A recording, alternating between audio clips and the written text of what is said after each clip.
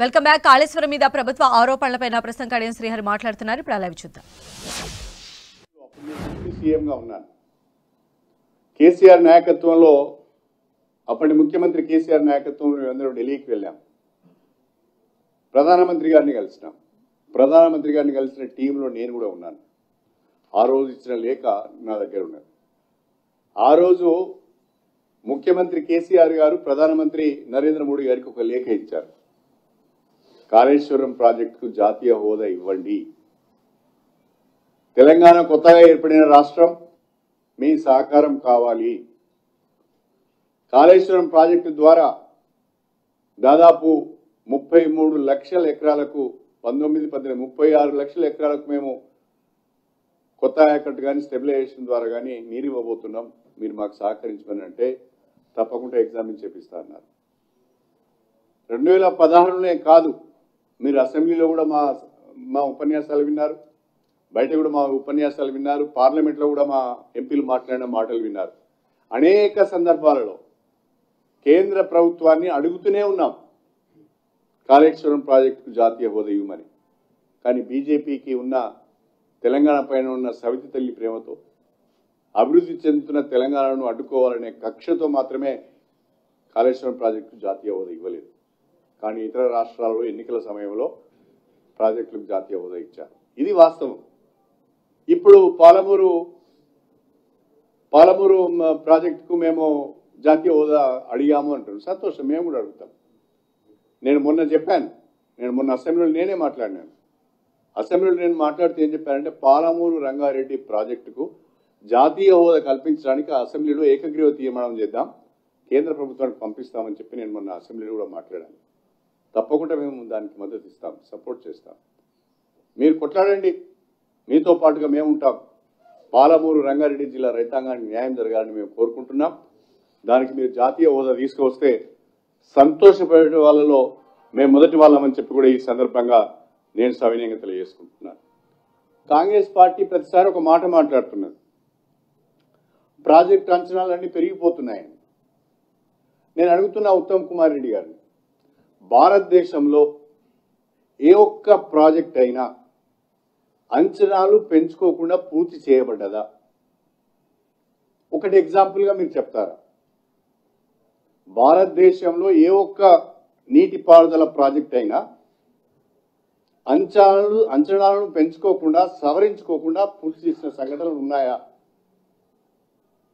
ఉదాహరణలు ఉంటే చెప్పండి. నా దగ్గర ఉన్నాయి. ఉదాహరణ నాగార్జున సాగర్ ఉన్నది. నాగార్జున సాగర్ 1954లో 122 కోట్లతో ప్రారంభించింది.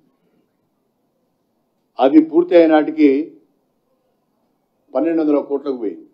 122 కోట్ల నుంచి 1200 కోట్లకు పోయింది. అదేవిధంగా మన రాష్ట్రంలోనే శ్రీరామ్ సాగర్ ప్రాజెక్టు ఉన్నది. దాన్ని అయితే 40 కోట్లతోనే ప్రతిపాదించారు. అంటే ఆ రోజు కాస్ట్ ఎఫెక్ట్ అట్లా ఉండేది. ఇది కూడా 1964లో 40 కోట్లతో ప్రతిపాదించిన శ్రీరామ్ సాగర్ పూర్తి కావడానికి 4300 కోట్లు అయింది. 40 కోట్లు ఎక్కడ, 4300 కోట్లు ఎక్కడ? ఎన్ని రేట్లు ఒకసారి మీరు ఆలోచించండి. ఆ రకంగా ఏ ప్రాజెక్టు తీసుకున్నా తప్పకుండా ప్రాజెక్టు నిర్మాణానికి కనీసం 5 నుంచి 10 సంవత్సరాలు, 15 సంవత్సరాలు పడుతుంది. కాబట్టి మెటీరియల్ కాస్ట్ పెరుగుతుంది. కాబట్టి ఆ పెరిగిన మెటీరియల్ కాస్ట్కి అనుగుణంగా ప్రాజెక్టు యొక్క కాస్ట్ కూడా రివైజ్ చేయవలసి వస్తుంది. అంచనాలు పెరుగుతూ వస్తాయి. ల్యాండ్ కాస్ట్ పెరుగుతుంది, మెటీరియల్ కాస్ట్ పెరుగుతుంది. కాబట్టి ప్రాజెక్టు యొక్క కాస్ట్ కూడా పెరుగుతుంది. బీఆర్ఎస్ ప్రభుత్వం ప్రాజెక్టుల యొక్క అంచనాలు పెంచింది అని మాట్లాడుతున్నారు. పెంచింది ఎవరో చెప్పండి. దేశంలో ఏ ఒక్క ప్రాజెక్ట్ అయినా ప్రతిపాదించబడిన ఎస్టిమేట్తోనే పూర్తి చేసింది ఉంటే చెప్పండి. వాస్తవాలని ఈ రకంగా ఉంటే మీరు ఇంకొక రకం మాట్లాడుతున్నారు. ప్రతిసారి భారత రాష్ట్ర సమితి ప్రాజెక్టుల నిర్మాణం చేయలేదు, కొత్తగా వచ్చిన ఆయకట్టు ఏం లేదు, మహబూబ్నగర్ జిల్లాలో ఆయకట్టు పెరగలేదు, మహబూబ్నగర్ జిల్లాలో వలసలు ఆగిపోలేదు, లేకుంటే ఇతర జిల్లాలో కూడా పెద్దగా ఆయకట్టు పెరిగింది ఏం లేదని మాట్లాడుతున్నారు. నేను అడుగుతున్నా, ఒక్క మాటకు మీరు సమాధానం చెప్పాలి. తెలంగాణ వచ్చిన తర్వాత ఈ 10 ఏళ్లలో తెలంగాణ ప్రభుత్వం చేపట్టిన అనేక కార్యక్రమాల వల్ల రెండు పంటలకు సాగునీరును అందుబాటులో ఉంచడం వలన, రైతు బంధు ద్వారా పెట్టుబడి సహాయం అందించడం వలన, 24 గంటల ఉచిత కరెంటు అందుబాటులో ఉండడం వలన పంటల విస్తీర్ణం పెరిగింది.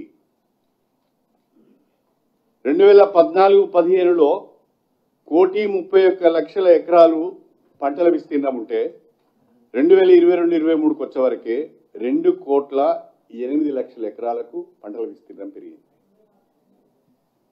అదేవిధంగా 2013-14లో పంటల దిగుబడి అన్ని పంటలు కలిపి 1,07,49,000 టన్నులు ఉంటే 2022-23కు వచ్చే వరకే 4,65,00,000 టన్నులకు పెరిగింది దిగుబడి. సింపుల్ గా చెప్పాలంటే, స్ట్రైట్ గా చెప్పాలంటే, వరి ధాన్యం విషయంలో 2014-15లో వరి ధాన్యాన్ని సేకరించింది, అంటే నేను ఓన్లీ ప్రొక్యూర్డ్ క్వాంటిటీ, ఎందుకంటే ఇది అఫీషియల్గా ఉంటుంది కాబట్టి చెప్తున్నాను, నేను ఇది రికార్డ్స్లో ఉంటుంది. 2014-15లో వరి ధాన్యాన్ని కొన్నది 24 లక్షల టన్నులు అయితే 2020-21లో 1,40,00,000 టన్నులు కొన్నారు. మరి ఈ పంటల విస్తీర్ణం ఎట్లా పెరిగింది? ఈ పంటల దిగుబడి ఎట్లా పెరిగింది? ఈ వరి ధాన్యం సేకరణ ఇంత విపరీతంగా ఎందుకు పెరిగింది? ఇది మేము సాధించిన విజయం కాదా? మా ప్రభుత్వం సాధించిన విజయం కాదా అని నేను అడుగుతున్నా. ఇప్పటికైనా కాంగ్రెస్ పార్టీ అవాస్తవాలను ప్రచారంలో పెట్టి తప్పించుకునే ప్రయత్నం చేయకుండా, గత ప్రభుత్వం పైన బురద జల్లి కాలయాపన చేసి ఇచ్చిన హామీలను నిలబెట్టుకునే విషయంలో వెనుకడుగు వేయకుండా జ్యుడిషియల్ ఎంక్వైరీలు చేస్తూనే, మీరు చేయవలసుకున్న జ్యుడిషియల్ ఎంక్వైరీలు చేస్తూనే మీరు ఎన్నికల సందర్భంలో అభయహస్తం పేరిట మేనిఫెస్టోలో పొందుపరిచిన హామీలను అమలు చేయాలని చెప్పి మేము డిమాండ్ చేస్తున్నాం. అది చేయకుండా మీరు ప్రతిదానికి డేట్ ఇచ్చారు. ప్రస్తుతం ఉన్న ముఖ్యమంత్రి రేవంత్ రెడ్డి గారు ఒక మాట, నేను స్వయంగా ఆయన ప్రెస్ మీట్ చూశాను. December 9, 2023 మా ప్రభుత్వం వస్తున్నది. December 9, 2023 మొట్టమొదటి సంతకము రైతుల రుణమాఫీ 2 లక్షల రూపాయల పంట రుణాలను మాఫీ చేసే ఫైల్ మీద సంతకం పెడతా అన్నాడు. ఏమైంది అని నేను అడుగుతున్నా. ఈ రకంగా చాలా హామీలు ఇచ్చారు. దయచేసి వాటి గురించి ఆలోచించండి. రైతులు పంట రుణాల మాఫీ గురించి చూస్తున్నారు. రైతులు రైతు బంధు ఇంకా రావడం లేదని చూస్తున్నారు. మహిళలు ఇంకా మాకు మహాలక్ష్మి పథకంలో ప్రకటించిన విధంగా 2,500 రూపాయల ఆర్థిక సాయం అందలేదని చూస్తున్నారు.